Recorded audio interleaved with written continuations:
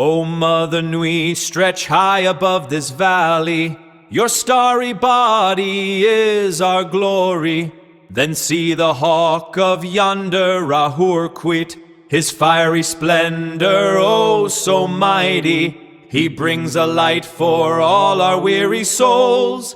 He makes the broken spirit whole.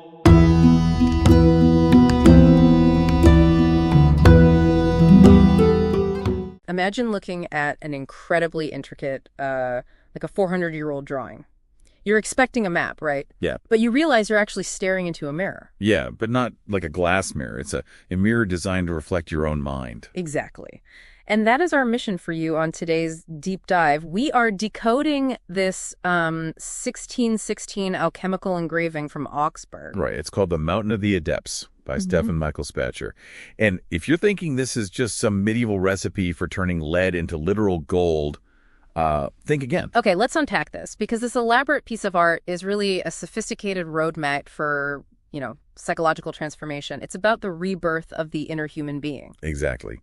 And if we look at the visual journey, this rebirth, it doesn't start somewhere peaceful or enlightened. Oh, not at all. It starts at the absolute bottom, in this really dark, chaotic cave. Yeah, the subterranean start, you see these naked figures down there, and weirdly, Pan is there, right? Like, the mythological faun is standing guard, playing his pipes.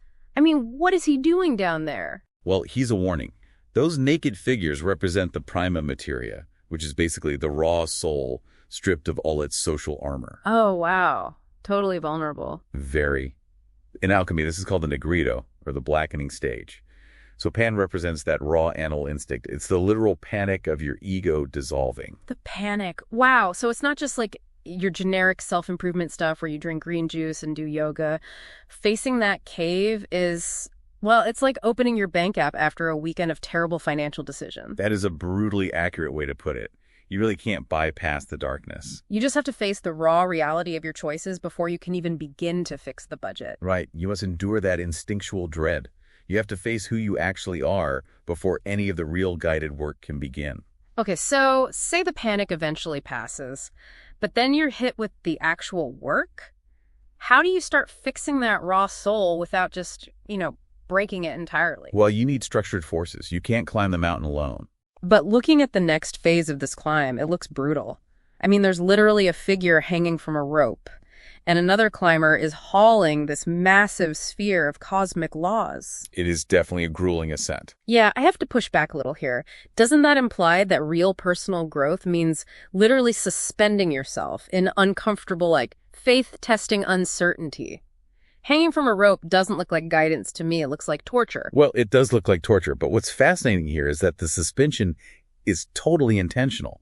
The alchemists called it sublimatio. Sublimatio, like sublimating something. Exactly. It's a trial where you are spiritually vaporized and then condensed. Wait, really? Vaporized and condensed? How does it even work for a person in real life? Think about when you have to completely detach from a toxic situation just to see it clearly. Oh, I see. That's the vaporizing part. Right. And then you have to take that new, uncomfortable perspective back down to reality to change your actual behavior. That's the condensing. So going back and forth between those two states. Yeah. And to survive that exhausting back and forth, you need what they call the conjunctio oppositorum, or the union of opposites. Which explains the two guides we see standing nearby.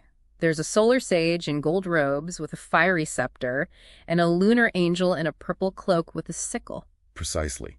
You need the sun's intense heat, that drive and energy, to force the change. But you also need the moon's sickle. Yes, to harvest it. Right. To give it structure and cut away what isn't working. Because without both, you'll either freeze in indecision or just burn out entirely. Wow. Okay, so you endure all this agonizing pressure, balancing those extreme forces, and eventually that triggers a breakthrough. A sudden spark of spiritual life, yeah. Right in the center of the image, there's a figure in a green garment standing on a burning disc. Right, and that green represents Veritas, or new life. Exactly. It signifies the exact moment of spiritual awakening. The dead matter is finally alive again. The journey peaks at the top with the sun-headed mediator and the divine tetragrammaton, which is God's name. And here's where it gets really interesting. In the 20th century, Carl Jung actually looked at this exact 1616 image to explain modern psychology. He did, yeah. If we connect this to the bigger picture, Jung realized the alchemists were basically doing psychology centuries before the field even existed. That is just wild to me. It is. He saw this entire mountain as the process of withdrawing our projections.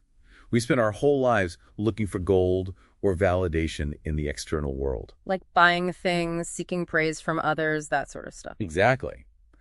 But Jung recognized that the true philosopher's stone isn't a magical rock. It's the divine light you finally find within your own psyche. Once you stop expecting the outside world to fix you. Right. You find it inside. So what does this all mean? It means alchemy was always an inside job. It was always a psychological climb. It's the ultimate blueprint for integrating the darkest parts of yourself to achieve real wholeness. Finding your ultimate potential means you have to face that terrifying cave of your own unedited instincts. You have to hang in that suspended grind, balancing your inner forces. And if you do, you finally reach the top.